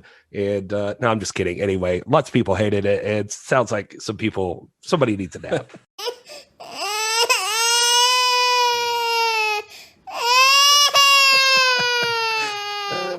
Let's see. Lady T says, after reading the reviews, I thought I'd give this one a try. I shouldn't have. Lady T? Lady T. Is that Mr. T's wife? It could be. Oh. Thought I'd give this one a try, and I shouldn't have. She also have. pities the fool. I pity the fool that watched this movie. What I should have done was paid more attention to the reviews that stated this film isn't for everyone. I would have saved myself some money. Looks like a low budget, which I guess it is, amateurish film. Along the lines of the Blair Witch Project, which I didn't care for either. But heck, I like that better than this.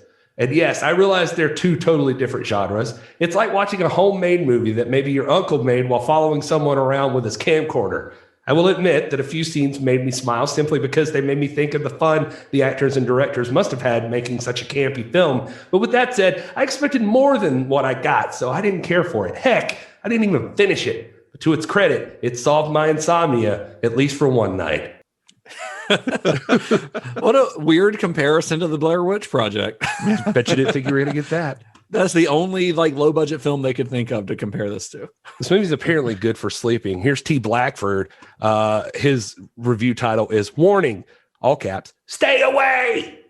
This movie is bad on every level. Bad acting, bad special effects, bad storyline. It's freaking boring. I love the sci-fi horror comedy medium, but this film is just a straight up bomb. It's not like so bad it's funny. It's just so lame and uneventful. I fell asleep faster than my friend who floated a keg full of NyQuil. I'm telling you, please watch anything else. From the very first scene, you will be able to tell the quality of the film that you are getting yourself into. It's crap. And it never gets better from there. Forget about big names like John Carpenter and Dan O'Bannon. This was a school project of theirs. How many school projects have you ever done that were even remotely interesting? That's right, none. There is an alien in this movie. Prepared to be scared? Wait, no. Prepare to laugh. Oh, wait, no. Try neither. The alien is just a beach ball with feet. I'm serious. It's a beach ball. And our heroic characters are deathly afraid of it. What's worse is that more than a third of the film is dedicated to this inflatable menace. I just can't go on reliving any more of this film. It's bringing back the desire to play Russian roulette. Do yourself a favor and pass on this one. You will thank me. Whew. Bringing back the desire to play Russian roulette. Let's see here. Somebody needs a nap and a therapist. Yeah. And the whole reason I brought up some of the other stuff that the people working on the movie did is because this last review says one of the worst sci-fi films of all time. I made the mistake of watching Dark Star late one night many years ago. It was one of the stupidest movies I have ever watched. 1, bad acting. 2, bad writing. 3, scientifically stupid plot. Destroying an entire planet because its orbit is unstable or in the way will only make matters worse. Instead of having one large, easily avoidable object, you'll have thousands of smaller but equally lethal and more difficult objects to track. 4, completely unrealistic characters. A painted beach ball as a space alien? The writers must have been doing too many drugs. Not surprisingly, the majority of actors that starred in Dark Star never did anything else. Of those that did do anything else, the majority never acted again after Dark Star. Therefore, having Dark Star on one's resume was a Death Star to one's career. Don't think so. It was written by Neil deGrasse Tyson, who understands.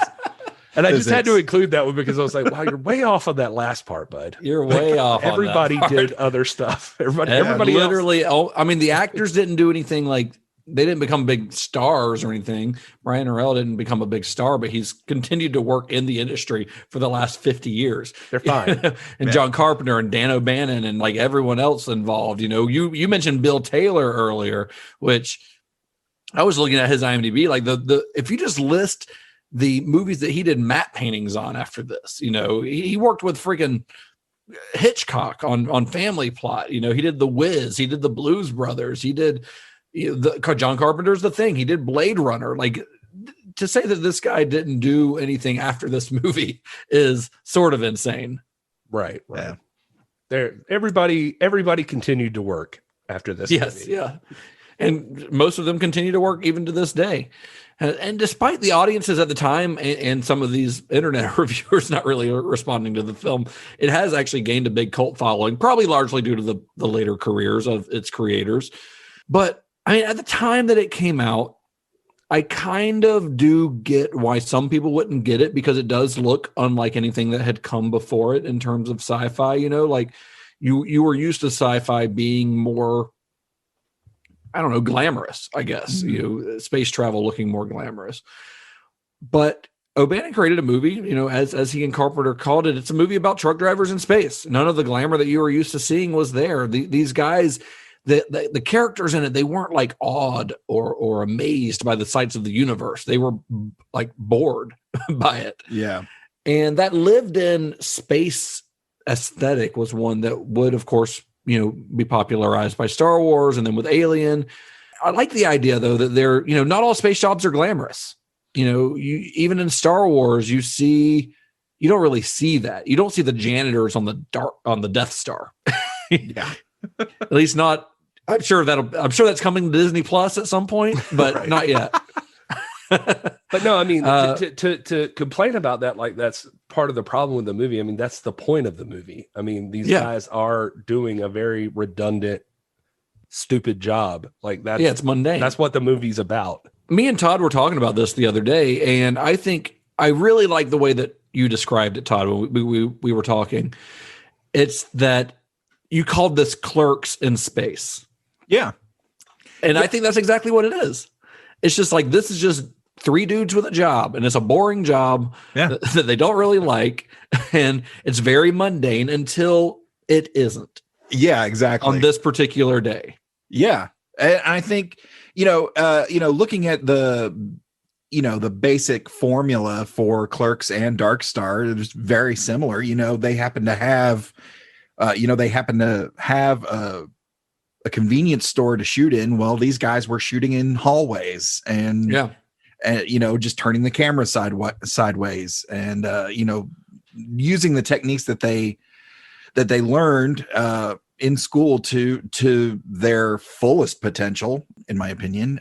Especially I wouldn't even say it's a shoestring budget; it's a shoe thread budget.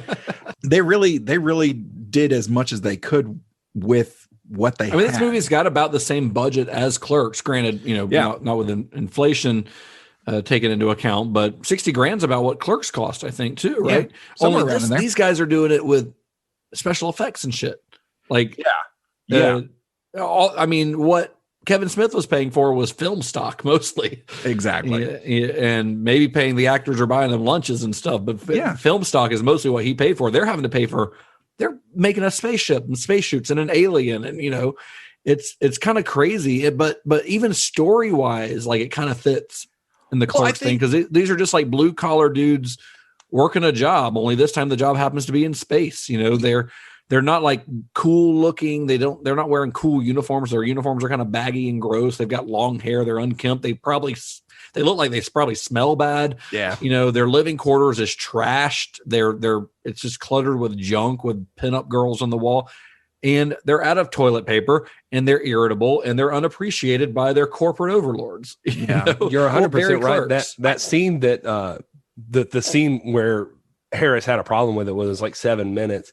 They were I forget who was telling this story. It must have been Bill, but he was saying that because we're on a first name basis. Anyway, he was saying like part of that 7 minutes was it eventually gets to like where the computer is like telling them like, all right, rise and shine, everybody. It's time to get up. And then they just stay asleep. And it's like, all right, let's start a warm shower. And then you could hear the showers come on and they don't move. Like, all right, everybody, wash your face. Here's your fresh clothes. And they don't move. It's just like, breakfast is served now. And then all of a sudden they're like, all right, let's go. So they're just sitting there in their own filth, just like you said, just I think nasty bastards. I think with the going back to comparing it to Clerks like we did earlier this week, Justin, when we spoke, I think with this, because I'll be honest, like when I sat down to watch this, I was like, okay, this is going to be fun, kind of hokey, that's supposed to be a comedy. This will be fine. And I did feel it sort of drag on a little bit. And then the little beach ball alien comes in and was like, okay, that's kind of silly, whatever. But that, the novelty of that burns off pretty quickly. But then when the bomb becomes self-aware and starts quoting the Bible, I went, holy shit. And I think the monotony of their daily lives and the silliness of this alien is very disarming. It breaks down like what you might think space should look like, which sounds like that was kind of their whole point. People were getting used to this pristine space from 2001 and maybe other things. And so they showed this kind of lived in, worn, uncomfortable. Yeah. Version of space. And then when the computer, the bomb becomes self-aware and quotes the Bible, And that's late in the game, but like boy, is that a reward for folks who stuck it out through the rest of this, because, in talking about comedy, some of the comedy doesn't really translate. And I'm sure you guys are well aware, like comedy, especially in film, can have a very short shelf life. Stuff that played well in the 70s and 80s may not play as well as it does today. Yeah. And when you comedy is also like comedy along with horror, I think, is the most subjective of genres, in that you can't tell somebody why they think something's funny or why they think something is scary. Right. Either they do or they don't. Right, exactly. Or porn. Like, what gets my dick? What gets my dick hard gets my dick hard. Gary broke his governor a long time ago. It's nothing without tentacles, folks. Let's just I also appreciate they kept blowing up places. They had the bomb stuff, like the bomb carrier things. Mm-hmm. But I'm like, all right, well, this is bomb 20. So the bombs ship ain't like a third of the size of the whole ship. Right, exactly. Where they hit the other 19. So it sounds like you liked it, Todd. So I guess this is the section of the show we call Todd's Take. Yeah. It sounds like you enjoyed it overall, though, right? I did. I was kind of I was down because the past couple things have been some horror, and I like sci-fi, so not a horror guy. my list is about ready to go, folks. It better be, because we're doing an episode. We have people for anyone who's been waiting. Todd. People are asking for Todd's top 10. For those of you who have been waiting the last few weeks for Todd's top 10 horror movies, they're coming. We're just going to make a bonus episode. But yeah, I did. I was excited to sit and watch, and then popped it in Friday night with some pizza and the wife, and just sat ready to enjoy it, and then kind of got sucked into this whole lived in space feel. And I'll be honest, my eyes got a little bit heavy there, probably about a third of the way in. And I was just kind of like, no, this is, let's hang on. Cause the name's attached to this thing, and there's a reason we're talking about it on the show. Let's hang on here. And boy, was I pleasantly surprised. Cause eyebrows up, sat up, audible response of holy shit. This is worth, if you haven't seen this and you're about to, and you may think it's going to be slow, just hang on. How do you think the comedy plays? Comedy plays, it's a little stale. Yeah, I think part of the problem is it's like a little stale. It doesn't come across as a comedy right at first. I guess if you know it's a comedy, it does. But it's like, I don't know, the title of the movie and the way that it looks on the cover, it just. I think the fact that they play that country song over the opening credits immediately establishes that we're not taking ourselves too seriously on this. Right. I don't know. Something like that works, but that kind of, in terms of the comedy, I feel like that's their best gag, and they kind of my favorite front, and it kind of my favorite comedy gag is probably Dan O'Bannon's character's video diaries, where he reveals that he's not actually Pinback, and he's just got a variety of very bad haircuts. And I just love that whole, and they never comment on that subplot. Yeah. But all of a sudden for the next, because that's halfway through the movie, and for the rest of the movie, you realize this guy is not even who he says he is, and nobody gives a shit, because that's how meaningless these guys' jobs is, that nobody even cares that he's not. Nobody, because he's not the actual dude. I forgot about that, but part of the way through, he's just kind of like, I'm actually a fuel engineer or something like that, and I'm here. Pinback's underwear does not fit appropriately. It's like it sags. He had a bigger dick than I do. I think for him studying psych, I kind of, and I feel like some of those skills and some of that insight and some of that education was applied in the script, at least a little bit. But I kind of would have liked to have seen something a little more fleshed out in terms. They dealt with the characters in terms of their psyche on the ship, but I feel like that could have been explored just a little bit more to get folks more engaged with these characters. And maybe that would have not, for the folks that do find it too boring and decide to complain about it online, maybe that's something that would have given them maybe that's something that would have allowed them to connect with those characters a little bit more. Yeah. So not long after the film was completed, O'Bannon, he starts telling their friends, he's like, I did so much work on this film that it's misleading to call Carpenter the director. It's like I'm as responsible for what's on screen as John was.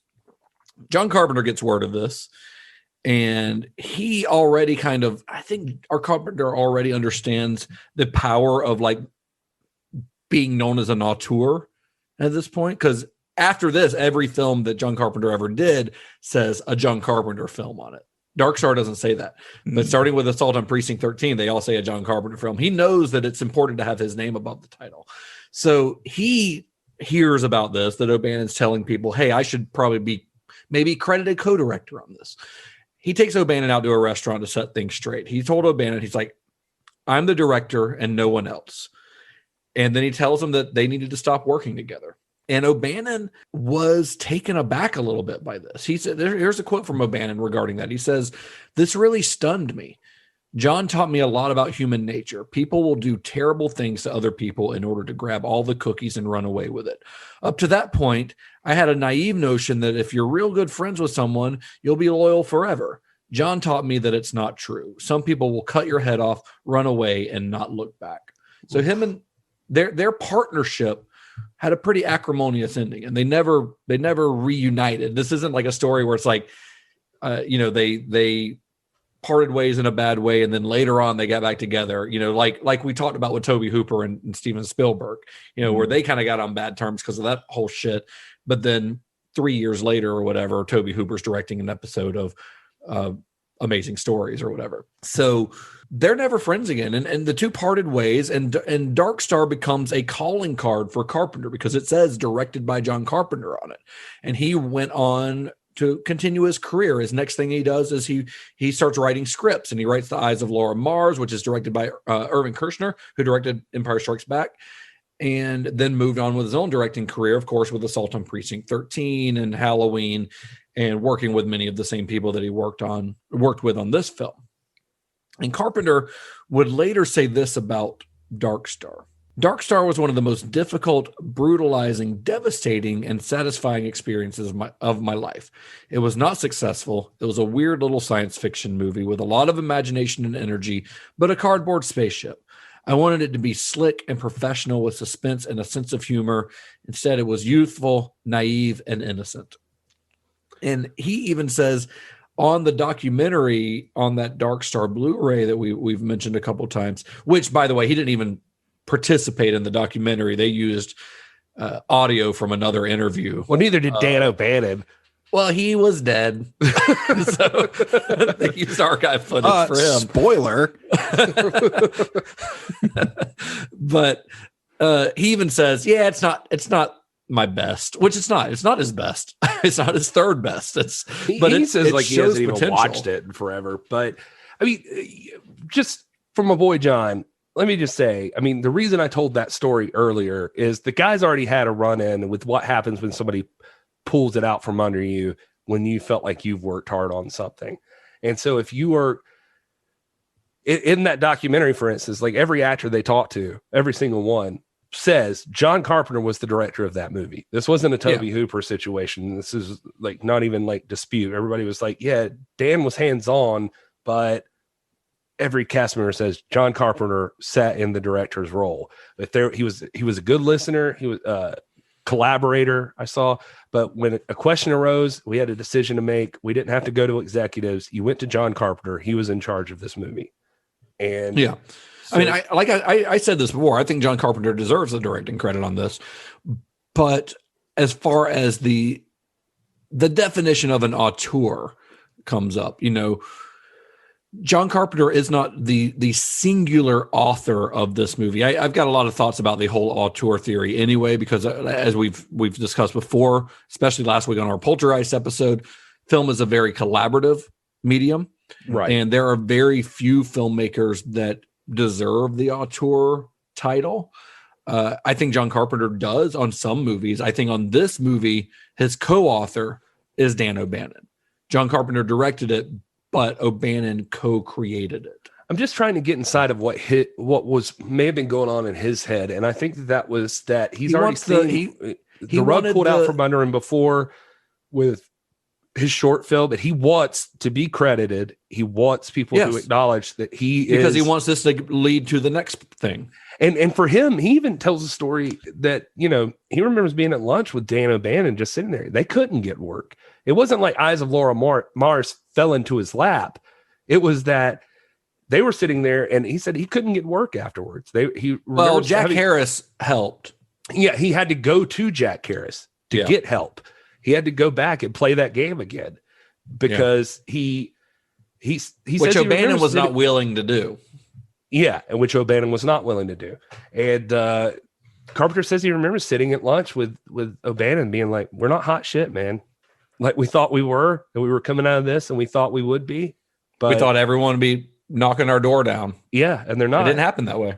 And so Carpenter went out and found that Eyes of Laura Mars book, I guess it was, and he got a screenplay together and brought it to Harris, and Harris thought it was all right. It said somebody, I forget, whoever was the producer on it, I'm sure one day we'll talk about it, happened to stop in his office and see it. And it was just like a luck of the draw thing. Like he was like, "What is this?" And he read it and was like, "Well, I want this." And so Harris, having the relationship he did with Carpenter, was like, "Yeah, take it, but make sure you include John Carpenter in this." Yeah. And that led on to the other stuff. But for Carpenter, it was still like he wanted credit, I think. And I had this quote here from him about Dan O'Bannon, and he says, "We had an intense relationship, and the last thing you want as a director is another guy who wants to be the director. Dan is talented, he's terrific, but I don't want to work with him. I'm giving up something. I'm giving up Dan's imagination. He's a tremendous actor, he's a tremendous writer, he's an idea guy, but better to be on my own. Better to make it or fail on my own rather than have a symbiotic relationship with somebody who only wants to undo me as a director." So we said goodbye. I mean, it's kind of a bummer, but I also think that O'Bannon and Carpenter, it would have been cool to see what other things they could have collaborated on. Yeah, what else they could have done, because I think John Carpenter is an incredible director, and I think O'Bannon is an incredibly imaginative guy, which is why we're doing this whole series on him. Because I feel like we just said play an idea man. Yeah, I feel like we just play plaintiff and defend it with it. But I mean, really, what it boils down to for me is like I'm looking at them and I'm like, these are just two headstrong people that. Yeah, which doesn't always work, you know. I do think that they both sell the movie short a little bit. Obviously they would go on to do bigger and better things. And maybe in retrospect, looking back, they're like, yeah, Dark Star wasn't great. Well, it was your first thing. Your first thing's never your best thing. Right? Usually. Yeah. You'd imagine, I mean, I guess especially while you're still learning. Yeah, it must feel like that though. Like if somebody brought up your high school writing project or something and they're like, this is what this guy can do. And you're shit. Well, wait.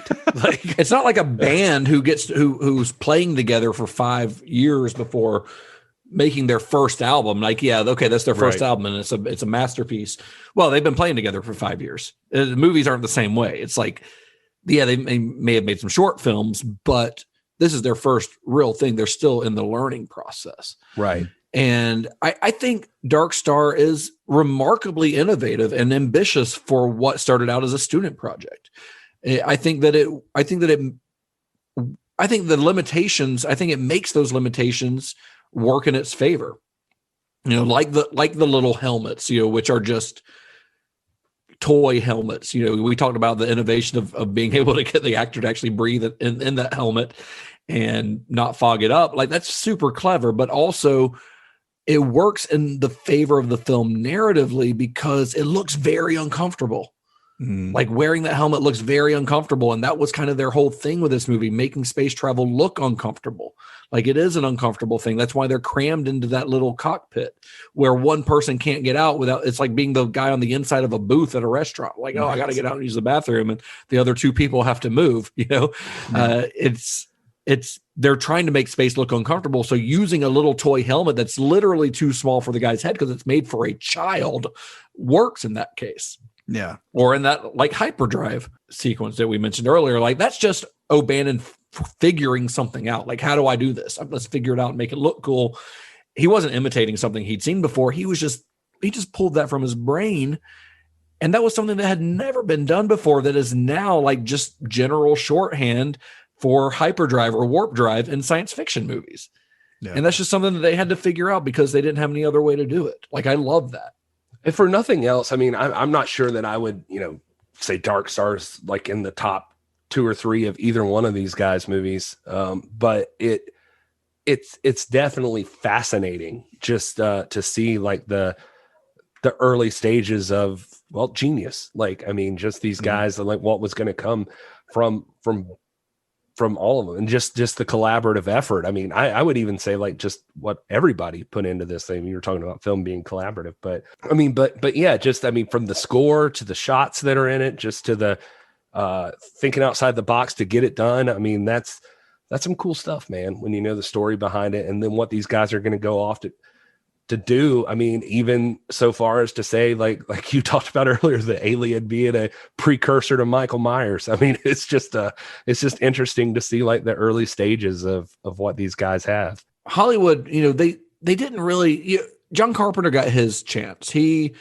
eventually, they weren't knocking down their doors, but he eventually got work writing The Eyes of Mars, and which would lead into him doing Assault on Precinct 13. But they weren't paying much attention to Dan O'Bannon in the wake of Dark Star's release. But then there would be one guy who would seek O'Bannon out, somebody far outside of Hollywood, which was an experimental director by the name of Alejandro Jodorowsky. He was looking to film an adaptation of Frank Herbert's Dune, and he had seen Dark Star, and he had been so impressed by the special effects that he wanted O'Bannon to do the special effects for his new film. And it seemed like this was going to be like O'Bannon's big break. But as we know, that version of Dune never happened. It's one of the great unmade films of all time. And when it fell apart, it nearly ruined Dan O'Bannon. If you want a really good look at this story, there's a movie called Jodorowsky's Dune, full-length documentary that's all about this. It talks a lot about O'Bannon's involvement in this, and it's a fascinating look at what would have been one of the wildest movies to ever exist. And you also watch that documentary and you're like, yeah, I get why nobody wanted to film this. It's insane. The Jodorowsky's idea was that he would find the most talented visual artists in the world, put them in a room together, and let the best ideas win. So he signed up Salvador Dali, who didn't come in person. He would just submitted things because he's Salvador Dali. Right. French artist Mobius, who is a very well-known French comic book artist.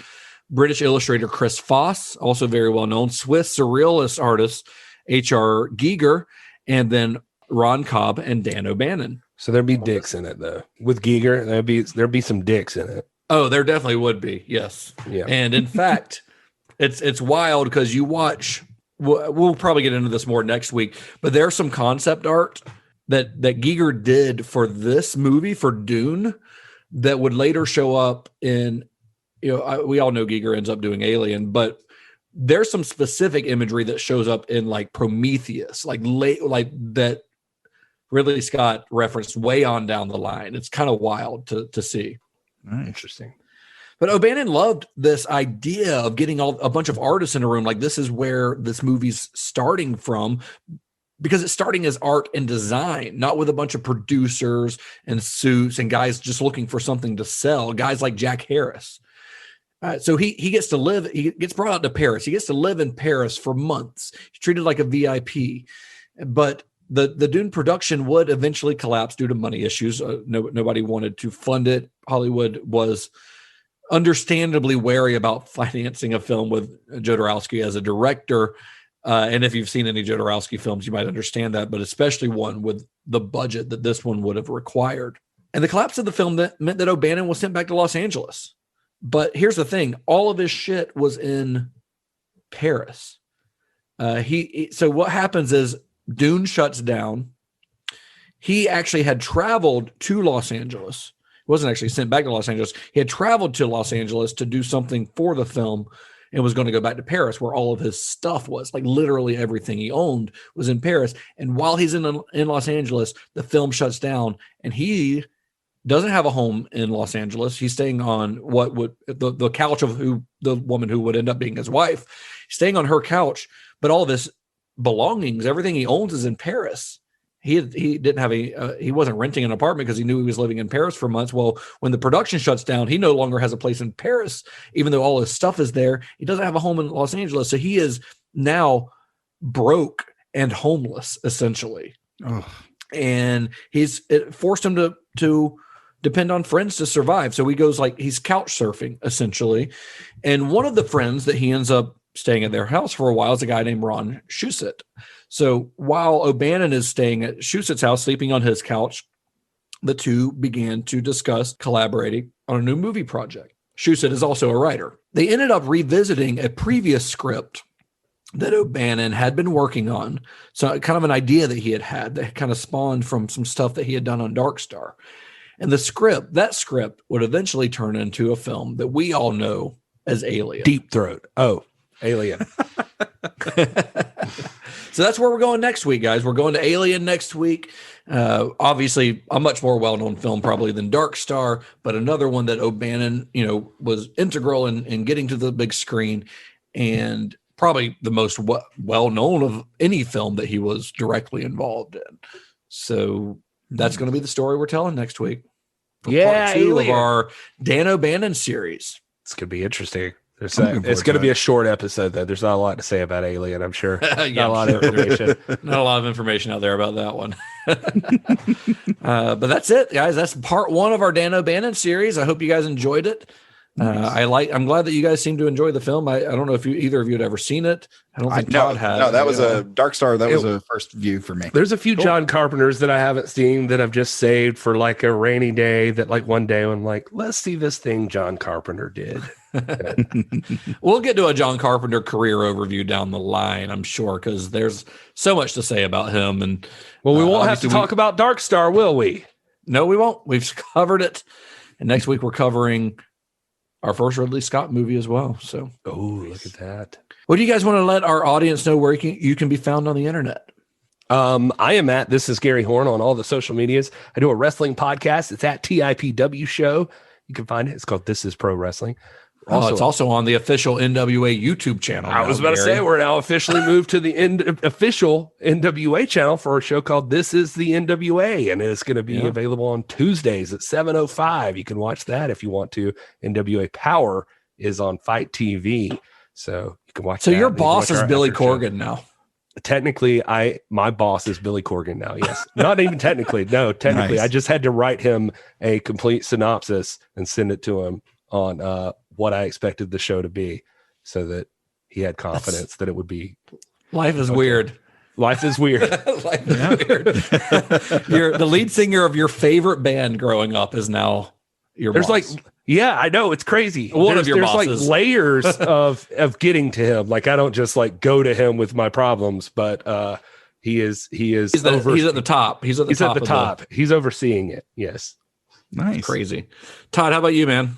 I am at Mr. Todd A. Davis on all the socials, and I have a podcast as well called Computer Resume Podcast. It's all about Star Trek. Your boss is Gene Roddenberry. Oh, well, I was going to actually, my boss is Neelix. Damn it. Your boss is the corpse of Gene Roddenberry. Jesus.